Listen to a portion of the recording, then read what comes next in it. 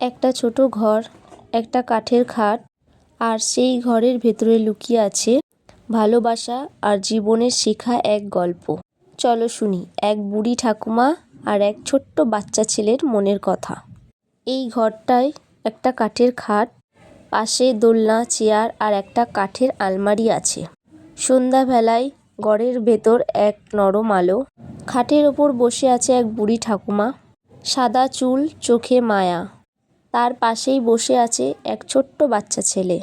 বাচ্চাটা বলল, ঠাকুমা, আজ একটা গল্প বলবে তো? ঠাকুমা মুচকি হেসে বলল, গল্প না, আজ তোমাকে জীবনের কথা বলবো।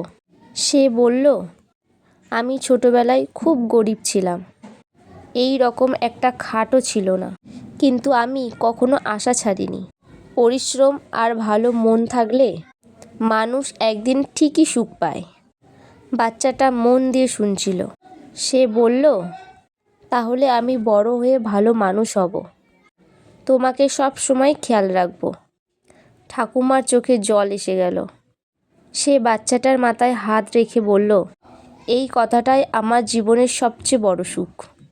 শেষ কথা, ভালোবাসা আর শেখা কথা কখনো পুরনো হয় না, প্রজন্ম থেকে প্রজন্মে বয়ে চলে। এই ছিল আজকের গল্প। আবার দেখা হবে নতুন গল্পে।